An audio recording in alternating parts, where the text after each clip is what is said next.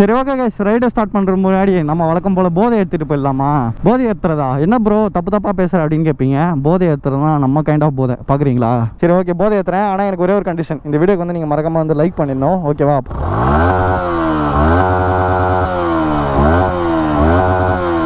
யமகாவை பொறுத்த வரைக்கும் எப்பவுமே ஒஸ்ட்டு கைஸ்ட்டுனா ஒஸ்ட்டு. ஸோ யமகா வண்டி வாங்க போகிறீங்கன்னா வாங்குற முன்னாடி வரைக்கும் சூப்பராக இருப்பானுங்க. அது மாதிரி ஒரு தலைவலி இருக்குது.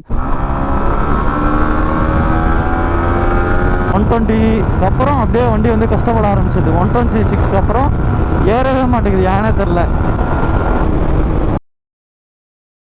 ஸோ ஹாய் கைஸ், எல்லாரும் எப்படி இருக்கீங்க? நல்லா நம்புறேன். ஆக்சுவலாக இந்த வீடியோவில் எதை பற்றி பார்க்க போனால் MT-15 வெர்ஷன் 2 2023 மாடல் தான் இது. ஆக்சுவலி இதை பற்றி நம்ம இதுக்கு முன்னாடி வந்து MT வீடியோஸ்லாம் நிறைய போட்டிருக்கோம், ஓகேவா? நம்ம சேனலில் அதில் வந்து இதுக்கு முந்தின ஜென்ரேஷன் 2023 மாடலும் ஒன்று போட்டிருக்கோம், அதுக்கு முந்தின ஜென்ரேஷன் வந்து போட்டிருக்கோம். இப்போ லேட்டஸ்ட்டாக வந்து ஜென்ரேஷன் வந்து டியூல் சேனல் ABS இந்த மாதிரி சின்ன அப்கிரேட் வந்து பண்ணியிருக்காங்க. ஸோ அதனால அந்த வண்டி இங்கே எடுத்துன்னு வந்திருக்கோம். ஸோ அதுக்கெல்லாம் முன்னாடி நம்ம சேனல் ஃபஸ்ட் டைம் பார்த்தீங்கன்னா நம்ம சேனல் ட்ராவல் எடுத்துக்கிட்டேன், பைக்கில் எடுத்துக்கிட்டேன், அது இதுன்னு போஸ்ட்மோ. ஸோ மறக்காம சப்ஸ்கிரைப் பண்ணாதீங்க. இந்த வீடியோ ஃபுல்லாக பார்த்து முடிங்க. இந்த வீடியோ ஃபுல்லாக பார்த்து முடிச்சு பிடிச்சிருந்தா மட்டும் சப்ஸ்கிரைப் பண்ணுங்க. அப்படி சப்ஸ்கிரைப் பண்ணும்போது பக்கத்தில் இருக்க பெல் ஐக்கானை தட்டி விடுங்க. நான் Instagram ஃபாலோ பண்ணேன், Instagram வீடியோ டிஸ்கிரிப்ஷனில் கொடுத்துருப்பேன், அதில் போய் மறக்காம ஃபாலோ பண்ணி வச்சுக்கோங்க. அதில் என்கிட்ட பர்சனலாக பேசணும்னு சரி, பைக்கில் டவுட் கேட்கணும்னு சரி கேளுங்க, எல்லாருக்குமே ப்ராப்பராக என் சைடில் ரிப்ளை பண்ணுவேன்.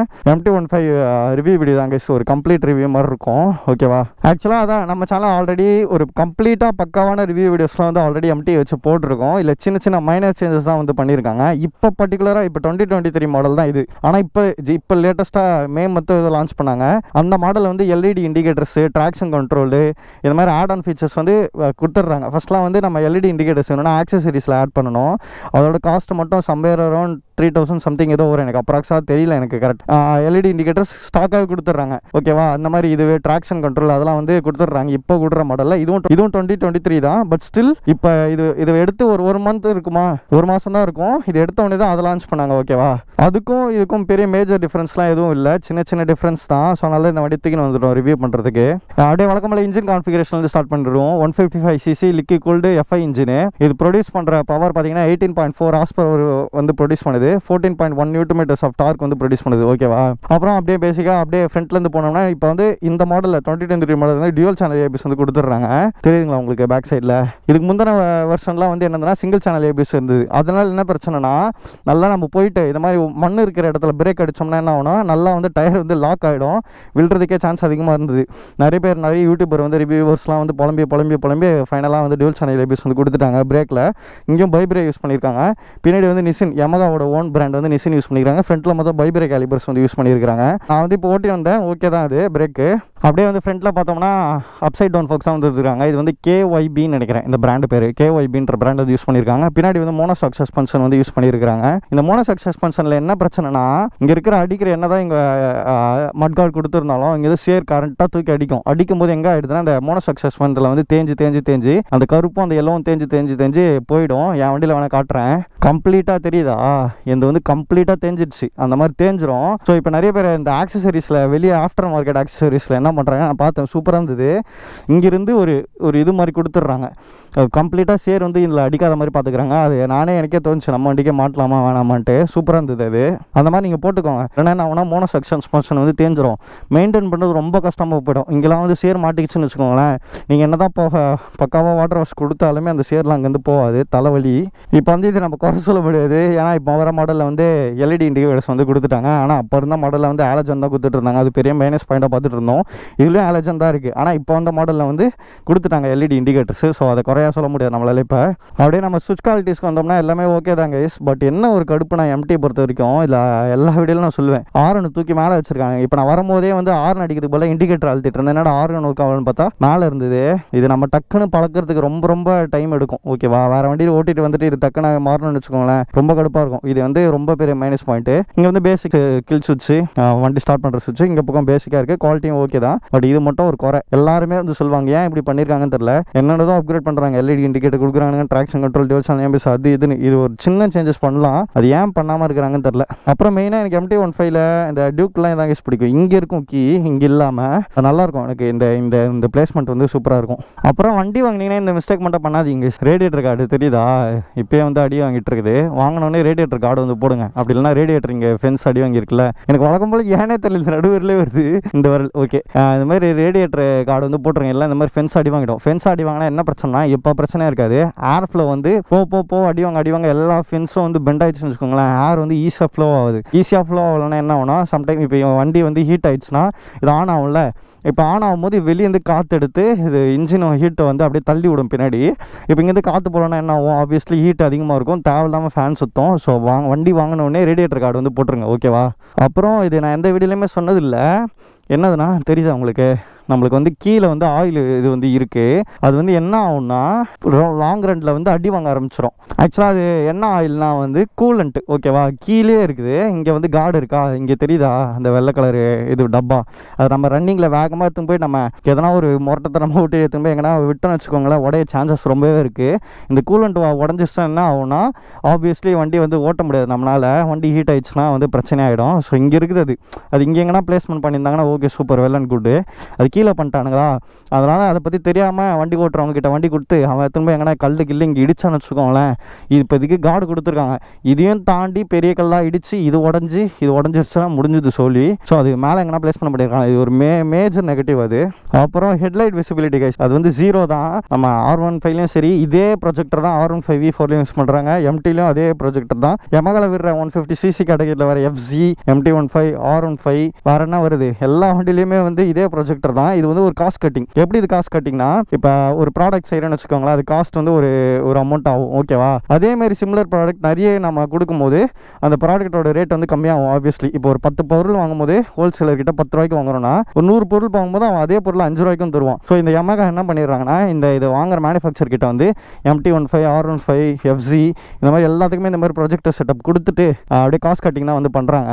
இது நிறைய பேருக்கு தெரியாது. இது ஒரு காஸ்ட் கட்டிங் தான் மேஜராக. அப்புறம் எனக்கு இந்த வண்டியில் மெயினாக பிடிச்சது இந்த இது மாதிரி இருக்குல்ல, கண்ணு புருவம் மாதிரி இருக்கும், சூப்பராக இருக்கும் இது, ஓகேவா? இது நிறைய பேர் வந்து ஸ்டிக்கரிங் பண்ணி கண்ணு மாதிரிலாம் மாற்றுவானுங்க. அது சும்மா டக்கராக இருக்கும், நல்லாயிருக்கும் பார்க்கறதுக்கு ஃபினிஷிங். அப்புறம் எனக்கு இன்ஸ்டாகிராமில் நிறைய பேர் புலம்புறது இதாங்க, துரு பிடிக்குதா ப்ரோ, உங்கள் வண்டி துரு பிடிக்குதா ப்ரோ, நான் இப்போ தான் பைக் வாங்கின துரு பிடிச்சிருச்சுன்னு. ஆப்வியஸ்லி பிடிக்க தான் செய்யும். இந்த வண்டி வாங்கி 1 மந்த் கூட இருக்காது, அது கம்மியாக தான் இருக்கும். அதுக்குள்ளே தெரியுதா எப்பெல்லாம் துரு பிடிச்சிருக்குன்னு. ஆப்வியஸ்லி துரு பிடிக்க தான் செய்யும். என் வண்டியிலுமே பயங்கரமாக துரு பிடிச்சிருக்கு. இது வந்து மேஜர் மைனஸாக பார்க்க மாட்டோம். நீ என்னதான் பக்காவும் மெயின்டைன் பண்ணாலுமே இந்த துரு பிடிக்க தான் செய்யும். அது வேறு வழி கிடையாது. அப்புறம் மெயினாக 2023 மாடலில் என்ன கொடுத்துருந்தாங்கன்னா, இந்த LED indicators, dual channel ABS, traction control இதெல்லாம் வந்து கொடுத்துருந்தாங்க. அது இந்த மாடல்லையும் இருக்கு. ஐ மீன் இது 2023 மாடல் தான், ஆப்வியஸ்லி இருக்க தான் செய்யும். பட் லேட்டஸ்ட் மாடலில் வந்து என்ன ஒரு அப்கிரேட்னா LED மட்டும் இது கொடுத்துருந்தாங்க, ஓகேவா? ஃபேஸ் லிஃப்ட் மாடல் மாதிரி LED வந்து கொடுத்துருந்தாங்க. இதில் வந்து LED இண்டிகேட்டர்ஸ் மட்டும் இல்லை, மற்றபடி ட்ராக்ஷன் கண்ட்ரோலுக்கு TCSன்னு இருக்குதுதா, இருங்க காட்டுறேன். TCS ஆன்னு இருக்கா, இதை வந்து நம்ம அழுத்தி பிடிச்சோம்னா இருங்க வண்டி ஸ்டார்ட் பண்ணிவிட்டு இரா வா எங்கே போனேன் இங்கே வா இதை அழுத்தி பிடிக்கணுமா செலக்ட் அழுத்தி பிடிக்கணுமா தெரியல. ஆஃப் ஆயிடுச்சு. ட்ராக்ஷன் கண்ட்ரோல் ஆஃப் பண்ணுற ஆப்ஷனும் இருக்குது. இது வந்து கொடுத்துட்டு ஆன் பண்ணுற ஆப்ஷன் மட்டும் வச்சுருந்தாங்கன்னா அது கடுப்பு. ஆஃப் பண்ணிட்டோம்னா இந்த மாதிரி இண்டிகேட்டர் இருக்கும். இது எதுக்கு ஆஃப் பண்ணலன்னா, ஒரு ட்ரிஃப்ட் பண்ணியிருக்காங்களே அந்த மாதிரி ட்ரிஃப்ட் பண்ணும்போது ஆஃப் பண்ணிக்கணும், வீலி பண்ணும்போது ஆஃப் பண்ணிக்கணும். ஆஃப் பண்ணால் மட்டும்தான் வந்து ட்ரிஃப்ட் ஆகும், வீலி ஆகும். நீங்கள் ஆன் பண்ணி வச்சுக்கிட்டீங்கன்னு வச்சுக்கோங்களேன், ட்ரிஃப்ட் பண்ணும்போது வீலி பண்ணும்போது அப்படியே ரன்னிங்லேயே ஆஃப் ஆகிடும் ட்ராக்ஷன் கண்ட்ரோல் ஆனில் இருந்தால்.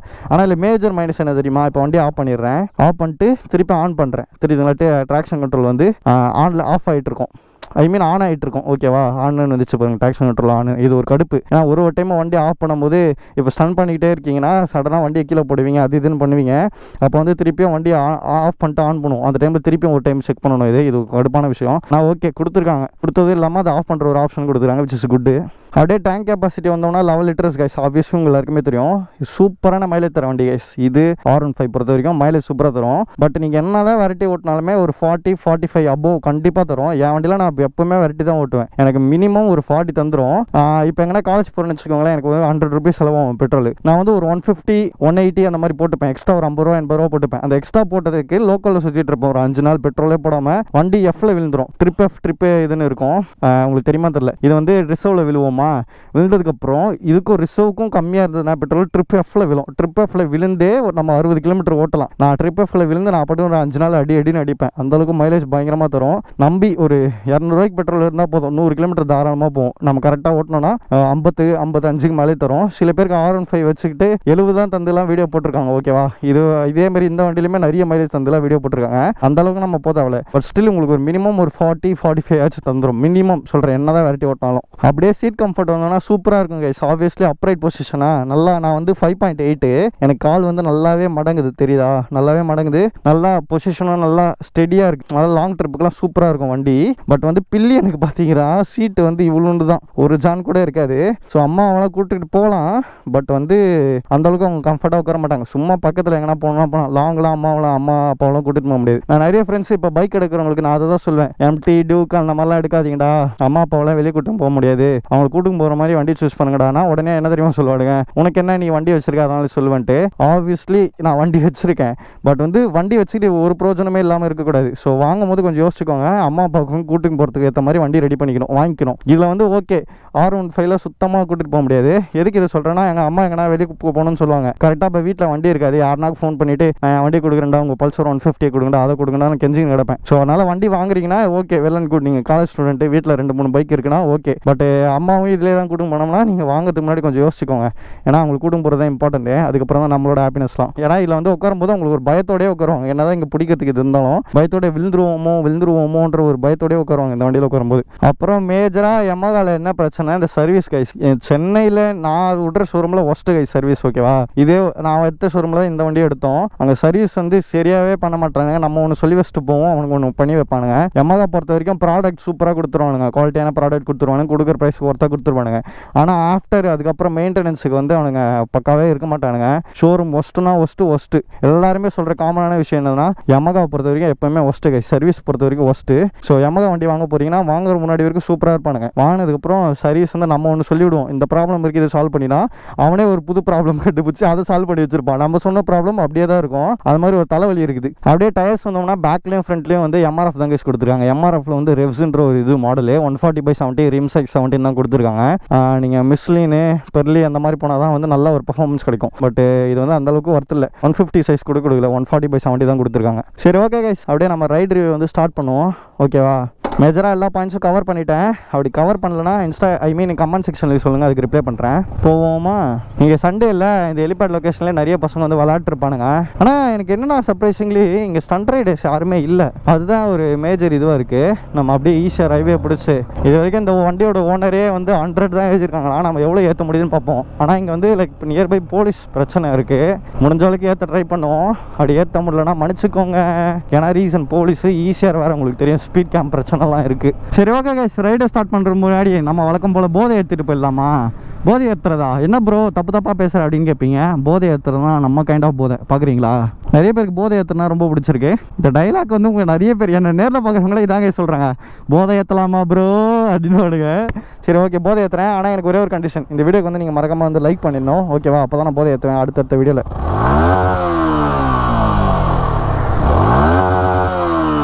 நல்லா இருக்குல்ல சவுண்டு? நான் மறந்துட்டு பாருங்க, ஏர்காசம்.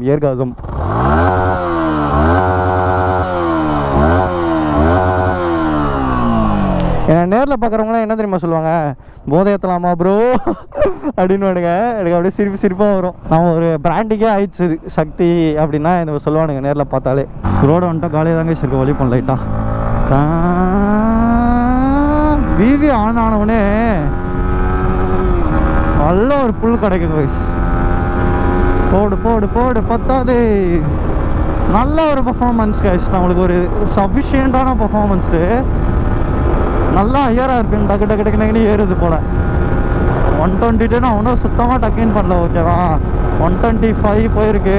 சுத்தமாக டக்கின் பண்ணுறோம். ஒரு கார்னர் வருது, 120 அப்ரோச் பண்ணுறோம். நல்லா தான் இருக்குது. அப்படியே போவோமா?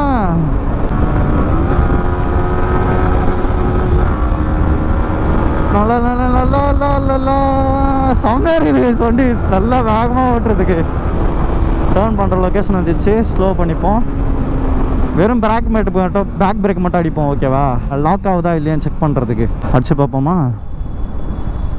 வண்டி பர்ஃபெக்டாக நின்றுச்சு கைஸ். ஓகேவா, எங்கேயுமே லாக் ஆகலை வீலு. மேபி இங்கே ரோடு நல்லா க்ரிப்பாக இருக்கனால கூட லாக் ஆகாமல் இருக்கலாம். நம்ம எங்கன்னா மண் இருக்கிற லொக்கேஷனில் போய் அடித்து பார்ப்போம். இங்கே மண் இருக்குது, இங்கே அடிச்சு பார்ப்போமா? Super guys. கொடுக்கணும்னு கொடுக்கல கைஸ் இவனுங்க ஏபிஎஸ்ஸை. நான் லாக் ஆகும்னு நினச்சேன். ஏன்னா என் வண்டியில் வந்து ஏபிஎஸ் இருக்குது. பட் ஸ்டில் இந்த மாதிரி மண் இருக்கிற இடத்துல அடித்தோம்னா என்ன ஆகும்னா லாக் ஆகும். அந்த மாதிரி லாக்கே ஆகலை. சூப்பராக இருக்குது. பட் மேபி புது வண்டினால கரெக்டாக பர்ஃபார்ம் வந்தான்னு எனக்கு தெரில. பட் லாக் ஆகலை. கொடுக்கணும்னு கொடுக்கல ஏபிஎஸ்ஸை. நல்லாவே கொடுத்துருக்கானுங்க. நல்லாவே ஒர்க் ஆகுது. ஓகேவா ப்ரோ? நான் வந்து ஒரு காலேஜ் ஸ்டூடெண்ட்டு. இது வந்து சிட்டி யூஸுக்கு செட் ஆகுமா இந்த வண்டின்னு கேட்டிங்கன்னா சூப்பராக வெள்ளன் சூப்பராக செட் ஆகும்.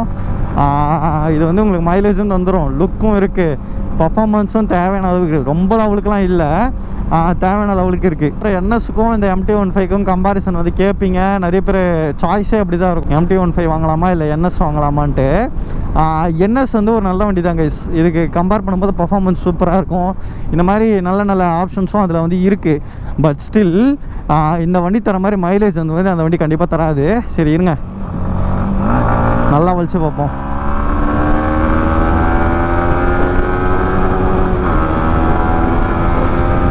புது வண்டி கைஸ், 5th கியரில் போயிட்டுருக்கோம்.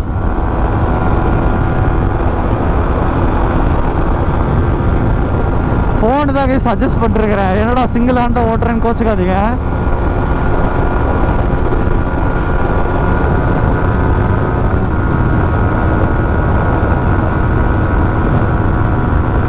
$126 120 வரைக்கும் சல்லுன்னு ஏறிச்சு கைஸ். அதுக்கப்புறம் ரொம்ப ஸ்லோவாக ஏறுது. ரொம்ப கஷ்டப்படுற மாதிரி ஃபீல் ஆகுது எனக்கு. வண்டி 126ல நான் ஃபுல் ஆஃப் பண்ணியிருக்கேன். ரோடு நல்லா காலியாக தான் இருக்குது. 126க்கு அப்புறம் 120க்கு அப்புறம் ரொம்ப வண்டி வந்து ஸ்ட்ரெஸ் ஆகிற மாதிரி ஒரு ஃபீல். ஆனால் இந்த நேக்கட் வண்டியை பொறுத்த வரைக்குமே ஒரு fun to drive vehicle guys. எப்படி சொல்கிறது, ஒரு கேப் எடுக்கிறதா இருக்கட்டும், ஒரு நல்ல ஃபன்னாக இருக்கும். இந்த மாதிரி அப்ரைட் பொசிஷன் இருக்கிறதுனாலே வந்து செம்ம ஃபன்னாக இருக்கும். ஓகேவா, லைக் ஜாலியாக இருக்கும். வண்டி வந்து அப்படியே நம்ம முறுக்கும் போது ஒரு டைம் முறுக்கும் போதும் வண்டி வந்து அப்படியே குதிக்கும், புஷ் புஷ் புஷ் புஷ்ன்னு குதிக்கும். ஒரு ஃபன் டு டிரைவ் வெஹிக்கிள் தான் நேக்கட் பொறுத்த வரைக்கும். அவர் நல்லா ஒரு வண்டியில் இருக்க சாணியெல்லாம் தூக்கி மூஞ்சிலே அடிக்கிறார் கைஸ். இங்கே தூக்கி கஷ்டம் இருக்குது. ஷிட் ப்ரோ, சரி விடுங்க, பொழைச்சி போட்டோம். நம்ம என்ன பேசிகிட்டு இருந்தோம், வண்டி ஓட்டுறதுக்கு வந்து நல்லா ஃபன்னாக இருக்கும் கைஸ். இந்த நேக்கட் பைக் பொறுத்த வரைக்கும் அப்படியே கேப்பத்தை நல்லா பூந்து போகிறதுக்கு வந்து சூப்பராக இருக்கும். இப்போ ரோடு கோலியாக இருக்குது, சேட்டை பண்ணுவோமா, இப்படி நல்லா இப்படி பூந்து போகிறதுக்கு வந்து சூப்பராக இருக்கும். இந்த மாதிரி நெளியறதுக்கும் வண்டி சூப்பராக இருக்கும். நெளியறதுன்னு நான் எதை மீன் பண்ணுறேன்னா, இருங்க, லைக் இப்படி போயிட்டுருக்கீங்க, நல்லா நெளிஞ்சு இந்த கேப் போடணுன்னாலும் சூப்பராக இருக்கும். அப்படியே நெளிஞ்சு போகிறதுக்கு வந்து வண்டி சூப்பராக இருக்கும். யாருக்கெல்லாம் இந்த வண்டி சூட் ஆகும்னு சொல்லிடுறேன். நீங்கள் ஒரு காலேஜ் ஸ்டூடெண்ட், ஓகேவா? எனக்கு வந்து மைலேஜ் வந்து ரொம்ப இம்பார்ட்டன்ட் ப்ரோ. காலேஜ் ஸ்டூடெண்ட் பொறுத்த வரைக்குமே சின்ன அமௌண்ட் தான் பாக்கெட் மணி கொடுப்பாங்க. அப்படி இருக்கும்போது அந்த பாக்கெட் மணி வச்சு நல்லா மைலேஜ் தர வண்டி எடுக்கணும். ஸோ அந்த மாதிரி பர்சனுக்கு வந்து சூட் ஆகும். ஏன்னா கம்ஃபர்ட்டும் இருக்குது, மைலேஜ் இருக்குது, லுக்கு இருக்குது, பர்ஃபார்மன்ஸ் இருக்குது. இது நல்லா ஃபேமஸான வண்டி. MT பொறுத்த வரைக்கும் இதுக்கு ஃபேன் பேஸ் ரொம்பவே அதிகம். ஸோ அந்த பெர்ஸ்பெக்டிவில் பார்த்தோம்னா காலேஜ் பசங்களுக்கு நல்லாவே சூட் ஆகும். யாரெல்லாம் வாங்கக்கூடாதுன்னா, எனக்கு வந்து மைலேஜ்லாம் வந்து முக்கியமே இல்லை ப்ரோ, பர்ஃபார்மன்ஸ் தான் முக்கியம்னா பர்ஃபார்மன்ஸ் இருக்குது. பட் வந்து ரொம்ப சூப்பர் லெவலுக்கு பர்ஃபார்மன்ஸ் இருக்கான்னு கேட்டால் அது வந்து நோ. இப்போ நீங்கள் இப்போ தான் வண்டி வந்து ஓட்டிகிட்டு இருக்கீங்க, இப்போ தான் ஸ்டார்ட் பண்ணியிருக்கீங்க பைக்குன்றதே வந்து இப்போ தான் ஸ்டார்ட் பண்ணுறீங்கன்னா உங்களுக்கு வந்து இது தேவையான சஃபிஷியண்ட்டான பர்ஃபார்மன்ஸ் தான். அது இல்லை ப்ரோ, நான் இதுக்கு முன்னாடி நிறைய வண்டி ஓட்டியிருக்கேன் அப்படின்னு நீங்கள் சொன்னீங்கன்னா இது பர்ஃபார்மன்ஸ் வந்து ரொம்ப லேகாக உங்களுக்கு வந்து ஃபீல் ஆகும். ஃபஸ்ட் டைம் பையராக இருந்தால் போகலாம். இல்லை நான் ஆல்ரெடி நிறைய வண்டி ஓட்டிருக்கேன்னா இது போத்தவலை, இது 400cc கேட்டகரியில் வந்து போயிடுங்க. 150cc 200cc எதுவுமே போகாதீங்க. அப்புறம் நான் ரொம்ப அதிகமாக டூர் பண்ணுவேன் ப்ரோ அப்படின்ற பர்சனை வாங்கலாம். இது டூரிங்க்கு வந்து சூப்பராக வந்து செட் ஆகும். ஏன்னா நல்லா அப்ரைட் பொசிஷன் கைஸ், ஜாலியாக இருக்கும் வண்டி ஓட்டுறதுக்கு. அப்ரைட் பொசிஷன் பொறுத்த வரைக்கும் வண்டி சூப்பராக இருக்கும் ஓட்டுறதுக்கு. ஸோ நீங்கள் அதிகமாக டூர் போகிற பர்சன்னா கண்டிப்பாக இந்த வண்டியை வந்து ப்ரிஃபரபிள் பண்ணலாம். ஒரு 6th கியர் போட்டு ஒரு 90-100 தாராளமாக க்ரூஸ் பண்ணலாம். நான் இப்போ ஒரு 100 தான் போயிட்டுருக்கேன். ஓகேவா, 99-100 போயிட்டுருக்கேன். இந்த மாதிரி போட்டிங்கன்னா லாங் ரைடுக்கு வந்து சூப்பராக இருக்கும். நான் MT-15ல லாங் ரைடெலாம் போயிருக்கேன். அப் அண்ட் டவுன் ஒரு 350 to 400 கிலோமீட்டர் ரைடெலாம் போயிருக்கேன் ஃப்ரெண்டோட வண்டியில். லாங் ரைடுக்குலாம் வந்து இந்த வண்டி சூப்பராகவே இருக்கும். MT-15 குறைய சொல்ல முடியாது. லைட்டாக வலிச்சு பார்ப்போமா.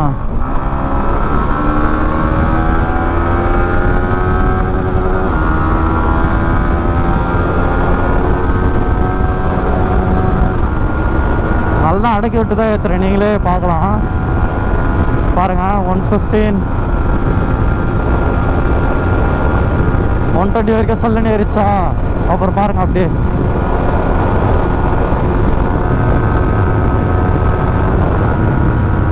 6th கியர் போட்டேன்.